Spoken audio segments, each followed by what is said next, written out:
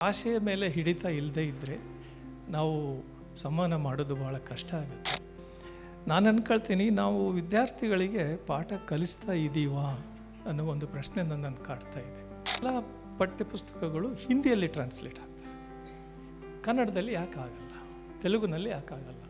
ಆದ ಕಾರಣ ಶಾಲಾ ಶಿಕ್ಷಣದಿಂದಲೇ ನಮಗೆ ಈ ಒಂದು ಅವಶ್ಯಕತೆ ಇದೆ, ಭಾಷೆಯ ಅವಶ್ಯಕತೆ ಇರೋದು ನಾನು ಗೊತ್ತಾಗ್ತಾ ಇದೆ.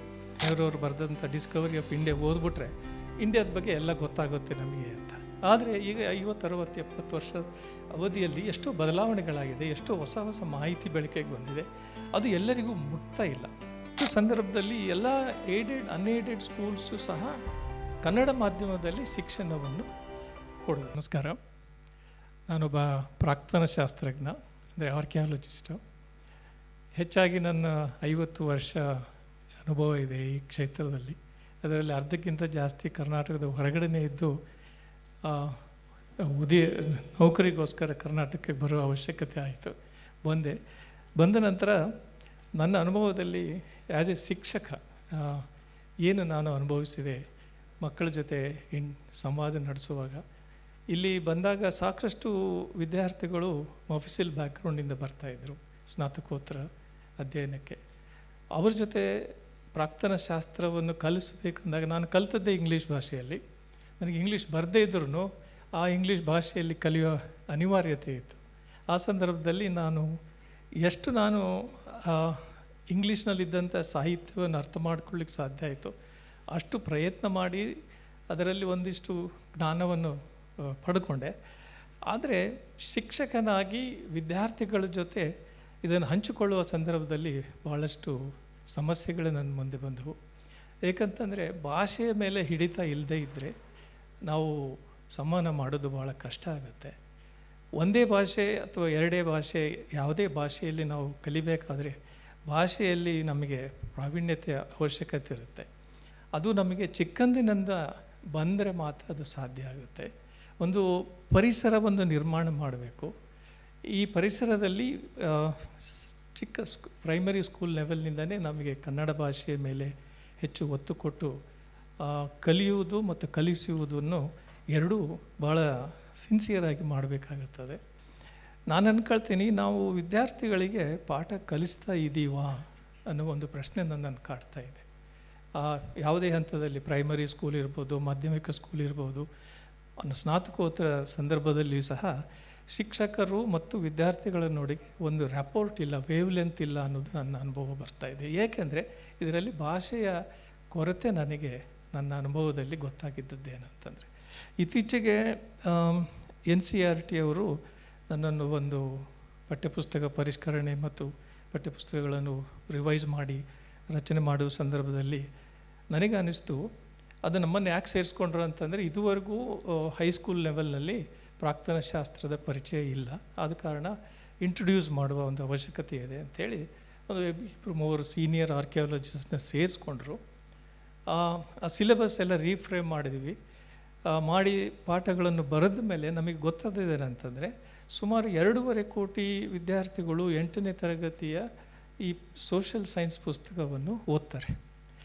ಅದೇ ಸಮಯದಲ್ಲಿ ನಮಗೆ ಗೊತ್ತಾಗಿದ್ದು ಇನ್ನೊಂದಂದರೆ, ಈ ಎಲ್ಲ ಪಠ್ಯಪುಸ್ತಕಗಳು ಹಿಂದಿಯಲ್ಲಿ ಟ್ರಾನ್ಸ್ಲೇಟ್ ಆಗ್ತವೆ, ಕನ್ನಡದಲ್ಲಿ ಯಾಕೆ ಆಗಲ್ಲ, ತೆಲುಗಿನಲ್ಲಿ ಯಾಕೆ ಆಗಲ್ಲ, ತಮಿಳಿನಲ್ಲಿ ಯಾಕೆ ಆಗಲ್ಲ? ಇದು ನನ್ನ ಪ್ರಶ್ನೆ ಕಾಡ್ತಾ ಇದೆ ಈ ಪ್ರಶ್ನೆ. ಅದಕ್ಕೆ ನಾನೇನಂತೀನಿ, ಭಾಷಾ ನೀತಿ ರೂಪಿಸುವಾಗ ನಮಗೆ ಕೊರತೆ ಏನಿದೆ ಅಂದರೆ, ಸಾಹಿತ್ಯದ ಕೊರತೆ ಇದೆ. ಯಾವುದೇ ವಿಷಯದ ಸಂಬಂಧಪಟ್ಟಂಥ ಕ್ಷೇತ್ರಕ್ಕೆ ಸಂಬಂಧಪಟ್ಟಂಥ ವಿಷಯದ ಬಗ್ಗೆ ಆಳವಾಗಿ ಆದಂಥ ಅಧ್ಯಯನಗಳ ಅನುವಾದಿತ ಪುಸ್ತಕಗಳ ಕೊರತೆ ಇದೆ. ಅದರ ಅವಶ್ಯಕತೆಯನ್ನು ನಾನು ಮನಗಂಡೆ. ಆದ ಕಾರಣ ಒಂದು ನನ್ನ ಅನಿಸಿಕೆ ಏನಂತಂದರೆ, ನಾವು ಶಿಕ್ಷಕರಾಗಿ ಸರಿಯಾಗಿ ಕೆಲಸ ಮಾಡ್ತಾ ಇಲ್ಲ. Because there is a lack of understanding. ಟೀಚರ್ಸ್ಗೆ ಏನೂ ಗೊತ್ತಿಲ್ಲ. ಮಕ್ಕಳಿಗೆ ಡಿಗ್ರಿ ಸರ್ಟಿಫಿಕೇಟ್ ಸಿಗ್ತವೆ, ಸ್ಕೂಲ್ ಲೀವಿಂಗ್ ಸರ್ಟಿಫಿಕೇಟ್ ಸಿಗ್ತವೆ, ಪೋಸ್ಟ್ ಗ್ರ್ಯಾಜುಯೇಟ್ ಡಿಗ್ರಿ ಎಲ್ಲ ಸಿಗ್ತವೆ. ಆದರೆ ಅವರಿಗೆ ಭಾಷೆಯ ಕೊರತೆ ಇರೋದರಿಂದ ಅವರು ಮುಂದುವರೆದು ಆ ಕ್ಷೇತ್ರದಲ್ಲಿ ಕೆಲಸ ಮಾಡಲಿಕ್ಕೆ ಅವರಿಗೆ ಸಾಕಷ್ಟು ಅನುಭವ ಇಲ್ಲ ಮತ್ತು ಕಾಂಪಿಟೆನ್ಸ್ ಕೂಡ ಇಲ್ಲ ಅಂತ ನನಗನ್ನಿಸುತ್ತೆ. ಆದ ಕಾರಣ ಶಾಲಾ ಶಿಕ್ಷಣದಿಂದಲೇ ನಮಗೆ ಈ ಒಂದು ಅವಶ್ಯಕತೆ ಇದೆ, ಭಾಷೆಯ ಅವಶ್ಯಕತೆ ಇರೋದು ಗೊತ್ತಾಗ್ತಾ ಇದೆ. ಈಗ ನನಗೆ ಸಪೋಸ್ ನನಗೂ ಇಂಗ್ಲೀಷ್ ಭಾಷೆ ಅಷ್ಟು ಬರಲ್ಲ. ನಾನು ಕನ್ನಡ ಮೀಡಿಯಮ್ನಲ್ಲಿ ಓದಿ ಮುಂದೆ ಆರ್ಕಿಯಾಲಜಿ ಓದುವಾಗ ಫಸ್ಟ್ ಟೈಮ್ ನಾನು ಇಂಗ್ಲೀಷ್ ಲಿಟ್ರೇಚರಿಗೆ ಎಕ್ಸ್ಪೋಸ್ ಆದೆ. ಆದ ಕಾರಣ ಈಗ ನಾನು ಆ ಕೊರತೆಯನ್ನು ಗಮನಿಸಿ ಈಗ ಸದ್ಯದಲ್ಲಿ ಅತ್ಯಂತ ಅವಶ್ಯಕವಾದ ಇತಿಹಾಸದ ಪುಸ್ತಕಗಳನ್ನು ಕನ್ನಡಕ್ಕೆ ತರುವ ಪ್ರಯತ್ನ ಮಾಡ್ತಾಯಿದ್ದೇನೆ. ಒಂದು ಉಪೇಂದ್ರ ಸಿಂಗ್ ಅವರು ಬರೆದಿರ್ತಕ್ಕಂಥ history of ancient and early medieval India ಅಂತ. ಆ ಪುಸ್ತಕ ಕನ್ನಡ ಅನುವಾದ ಮಾಡುವಾಗ ನನ್ನ ಅನುಭವ ಏನಿದೆ ಅಂತಂದರೆ, ನಾನು ಇತಿಹಾಸ ಈಗ ಕಲಿತಾ ಇದ್ದೆ. ಇದುವರೆಗೂ ಎಷ್ಟೇ ಓದಿದ್ರೂ ಸಹ, ಇಂಗ್ಲೀಷ್ನಲ್ಲಿ ಓದಿದ್ರೂ ಸಹ ನಾನೇನೋ ಕಲ್ತ್ಕೊಂಡಿದ್ದೀನಿ ಅನ್ನೋ ಒಂದು ಫೀಲಿಂಗ್ ಬರ್ತಾ ಇರಲಿಲ್ಲ. ಆದರೆ ಈ ಒಂದು ಅನುವಾದ ಮಾಡ್ತಾ ಇರುವಾಗ ನಾನು ಕಂಡುಕೊಂಡದ್ದೇನಂತಂದರೆ, ಆ ಇತಿಹಾಸ ನನಗೆ ಈಗ ಅರ್ಥ ಆಗ್ತಾ ಇದೆ.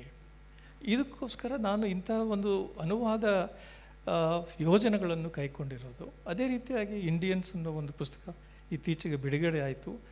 ಅದು ಈ ಪುಸ್ತಕ ಉಪೇಂದರ್ ಸಿಂಗ್ ಅವರ ಪುಸ್ತಕ ಮತ್ತು the Indians histories of A civilisation ಅನ್ನೋ ಪುಸ್ತಕ ಎರಡು ಈಗ ನನಗೆ ಜನರಲ್ ಒಪಿನಿಯನ್ ಏನು ಬಂದಿದೆ ಅಂತಂದರೆ, ಇವೆರಡು ಪುಸ್ತಕವನ್ನು ನಾವು ಓದಿದರೆ ಭಾರತದ ಇತಿಹಾಸ ಸಂಸ್ಕೃತಿಯನ್ನು ಸಂಪೂರ್ಣವಾಗಿ ತಿಳಿದುಕೊಳ್ಳಲಿಕ್ಕೆ ಸಾಧ್ಯವಾಗ್ತಾ ಇದೆ. ಇದುವರೆಗೂ ಏನು ಹೇಳ್ತಾಯಿದ್ರು, ಜವಾಹರ್ಲಾಲ್ ನೆಹರು ಅವರು ಬರೆದಂಥ ಡಿಸ್ಕವರಿ ಆಫ್ ಇಂಡಿಯಾ ಓದ್ಬಿಟ್ರೆ ಇಂಡಿಯಾದ ಬಗ್ಗೆ ಎಲ್ಲ ಗೊತ್ತಾಗುತ್ತೆ ನಮಗೆ ಅಂತ. ಆದರೆ ಈಗ 50, 60, 70 ವರ್ಷ ಅವಧಿಯಲ್ಲಿ ಎಷ್ಟೋ ಬದಲಾವಣೆಗಳಾಗಿದೆ, ಎಷ್ಟೋ ಹೊಸ ಹೊಸ ಮಾಹಿತಿ ಬೆಳಕಿಗೆ ಬಂದಿದೆ. ಅದು ಎಲ್ಲರಿಗೂ ಮುಟ್ತಾ ಇಲ್ಲ. ಸೊ ಹೀಗೆ ಈಗ ಅನುದಾನ ರಹಿತ ಶಾಲೆಗಳೇನಿದಾವೆಲ್ಲ ಅವು ಕಾನ್ವೆಂಟ್ಗಳಾಗ್ಬಿಟ್ಟಿದ್ದಾವೆ. ನಾವು ಸಣ್ಣವರಿರುವಾಗ ಕಾನ್ವೆಂಟ್ ಸ್ಕೂಲ್ಸ್ ಅಂದರೆ ಓನ್ಲಿ ಇಂಗ್ಲೀಷ್ ಮೀಡಿಯಮ್ಮು. ಸರ್ಕಾರಿ ಶಾಲೆ, ಪ್ರೈವೇಟ್ ಏಡೆಡ್ ಸ್ಕೂಲ್ನಲ್ಲಿ ಕೂಡ ಕನ್ನಡನೇ ಇರ್ತಿತ್ತು, ಹೆಚ್ಚು ಇಂಗ್ಲೀಷ್ ಇರ್ತಿರಲಿಲ್ಲ. ಈ ಒಂದು ಸಂದರ್ಭದಲ್ಲಿ ಎಲ್ಲ ಏಡೆಡ್ ಅನ್ಏಡೆಡ್ ಸ್ಕೂಲ್ಸು ಸಹ ಕನ್ನಡ ಮಾಧ್ಯಮದಲ್ಲಿ ಶಿಕ್ಷಣವನ್ನು ಕೊಡಬೇಕು. ಅದರಿಂದ ಮಕ್ಕಳು ಒಂದು ಪ್ಯಾರಲಲ್ ಸ್ಟ್ರೀಮ್ ಇಟ್ಕೊಳ್ಬೋದು. ಆದ ಕಾರಣ ಇದು ಇಂಗ್ಲೀಷ್ ಮೀಡಿಯಮ್ ಜೊತೆಗೆ ಕನ್ನಡ ಮೀಡಿಯಮ್ನಲ್ಲಿ ಇದೇ ರೀತಿಯಾಗಿ ಈ NCERT ಪುಸ್ತಕಗಳು ಕನ್ನಡದಲ್ಲಿ ಕೂಡ ಅನುವಾದ ಆಗುವ ಅವಶ್ಯಕತೆ ಇದೆ. ಆದ ಕಾರಣ ಒಂದು ಶಿಕ್ಷಣ ಕ್ಷೇತ್ರದಲ್ಲಿ ಕನ್ನಡದ ಅವಶ್ಯಕತೆ ಬಹಳ ಇರೋದು. ಕನ್ನಡ ಭಾಷೆಗೆ ಜಾಸ್ತಿ ಒತ್ತು ಕೊಟ್ಟು ವಿದ್ಯಾರ್ಥಿಗಳಿಗೆ ಕನ್ನಡ ಮಾಧ್ಯಮದಲ್ಲಿ ಕಲಿಸಿದರೆ ವಿದ್ಯಾರ್ಥಿಗಳು ಕಾಂಪಿಟೆನ್ಸ್ ಕೂಡ ಬೆಳೆಸ್ಕೊಳ್ತಾರೆ ಅಂತ ನನ್ನ ಅನುಭವ. ಇಷ್ಟು ಹೇಳಿ ನಾನು 2 ಮಾತು ಮುಗಿಸ್ತೇನೆ.